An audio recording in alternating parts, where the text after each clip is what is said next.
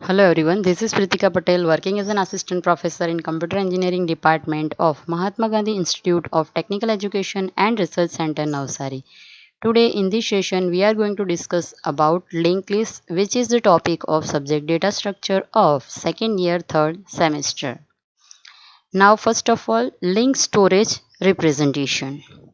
There are many applications where sequential allocation method is unacceptable because of following characteristic. First one is unpredictable storage requirement and extensive manipulation of stored data. Unpredictable storage requirement means the exact amount of data storage required by a program in this area depends on the particular data being processed and consequently this requirement cannot be easily determined at the time the program is written. One method of obtaining the address of node is to store address in computer's main memory. We refer this addressing mode as pointer of link addressing.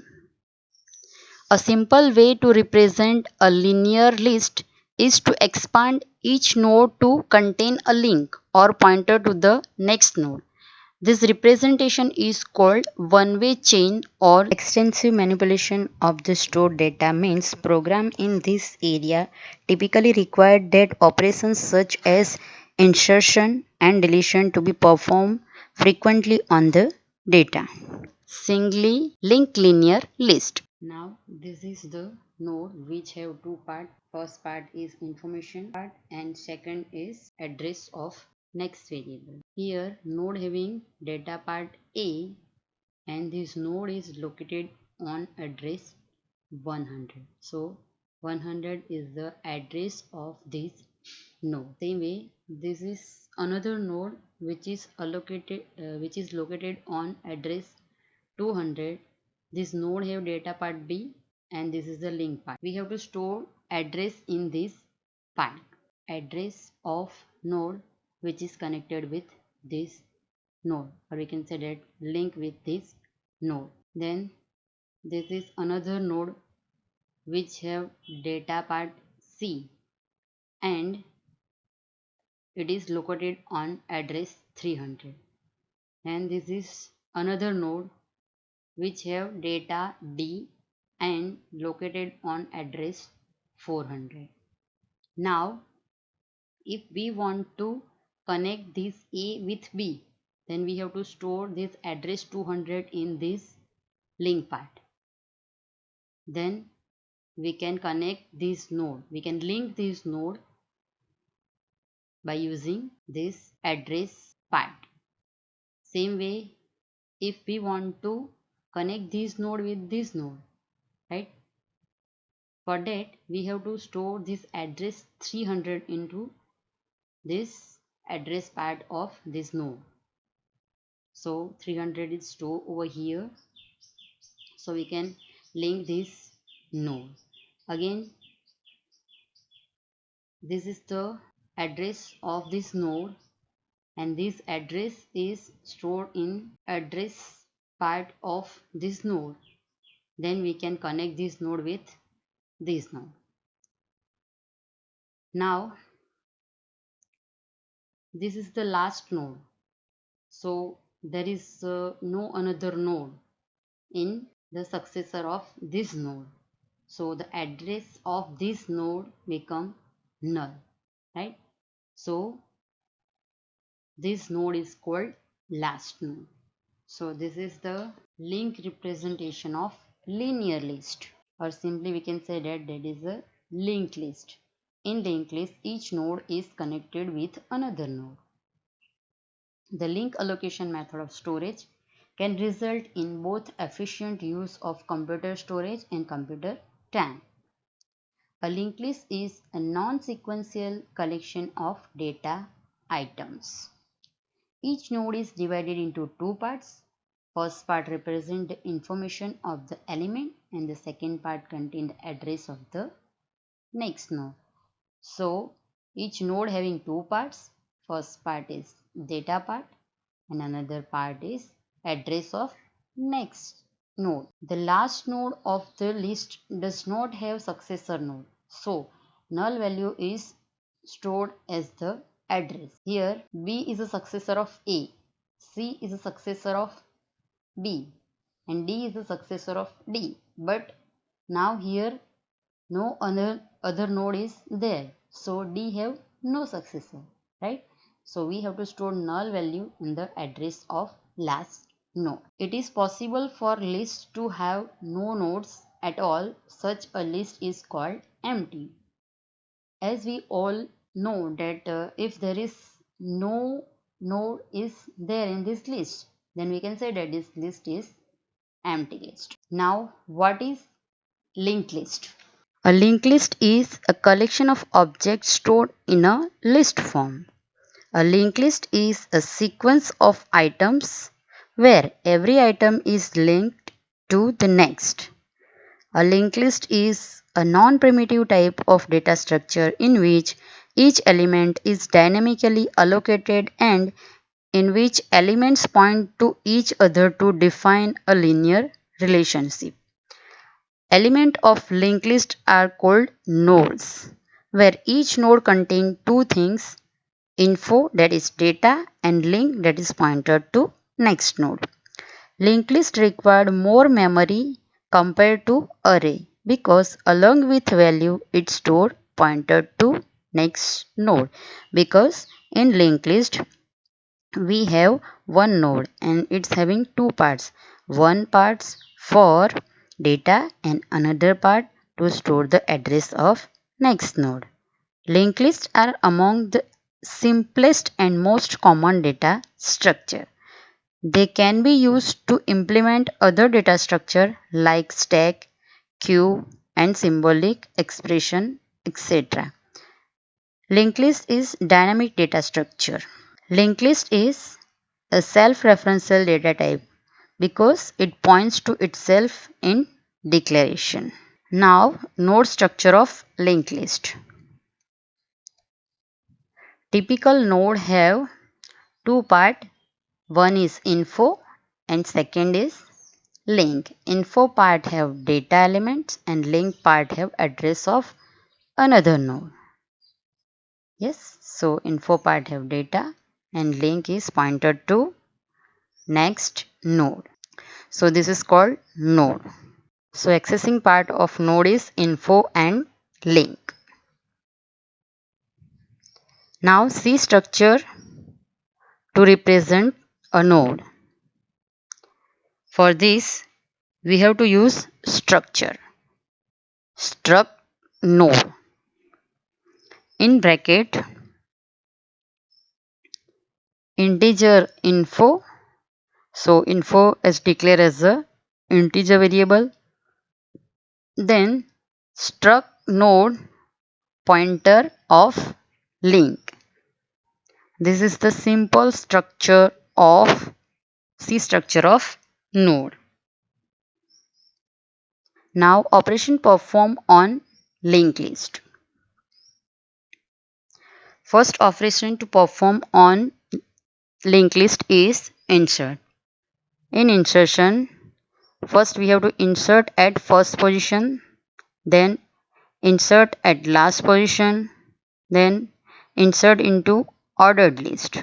So in linked list we have to insert element at first position, last position and ordered list.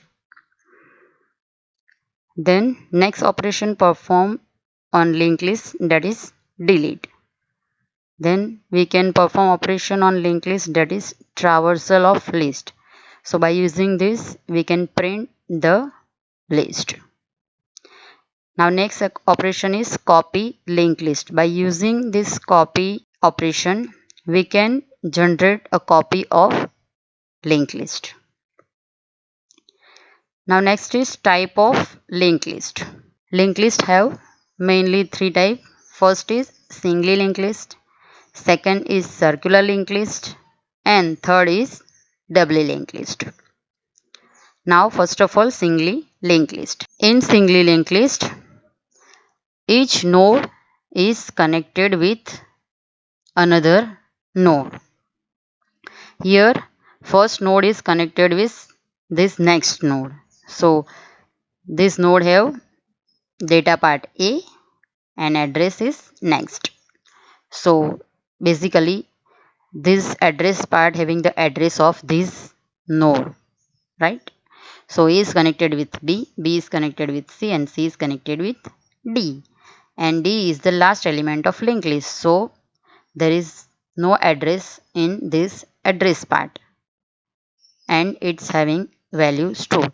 So whenever we find this null value in address part, then it is a sign of end of linked list. So single linked list is a basic type of linked list. Each node contains data and pointer to next node. Last node's pointer is null. First node address is available with the pointer variable first. So first node address is called first. Limitations of this singly linked list is we can traverse only in one direction in singly linked list because first node is connected with second, second is third, and third is connected with last node. So we can traverse this singly linked list in only in one direction, that is forward direction, because first node having address next node having address of next node. So we can only traverse in one direction, that is forward direction. That is the limitations of single linked list. Now second type of linked list, that is circular linked list. If we replace null pointer of last node of singly linked list with the address of its first node, that list becomes circularly linked list or circular list. Because in singly linked list last node have null pointer, but we can replace this null pointer with the address of first node, then it becomes circular linked list or circularly linked list. First is the address of first node of circular list. Last is the address of the last node of circular list. Here this is the first, and first is the address of first node of circular list, and this is the last node because it have null pointer. Now in circular linked list we have to replace this null with the first pointer, so we can connect this node with first node, right? Then it will become circular linked list, and this node represent as the last. So address of this last node is represented by last. So this is the circular linked list. Now next is doubly linked list. In certain applications, it is very desirable that a list be traversed in either forward or reverse directions. This property implies that each node must contain two link fields instead of usual one. The links are used to denote predecessor and successor of the node. The link denoting its predecessor is called left link. The link denoting its successor is called right link. A list containing this type of node is called doubly linked list or two-way chain, because in doubly linked list two links are there, that is left link and right link. So here this is the left LPTR, that means left pointer, and RPTR, that means right pointer, and this is the info part which we use to store the data of node. So typical node of doubly linked list is look like this. Now doubly linked linear list. So typical node of doubly linked linear list contain info, LPTR, RPTR field, right? LPTR is the pointer variable pointing to predecessor of node. RPTR is a pointer variable pointing to successor of a node. Leftmost node of doubly linked linear list is called L. LPTR of node L is always null because this is the first node and first node's left pointer is not connected with any other node. So its address part is always null. Then rightmost node of doubly linked list is always is called R. RPTR of node R is always null because it is the last node, then the right pointer of this node is null. So this is the doubly linked list. Thank you.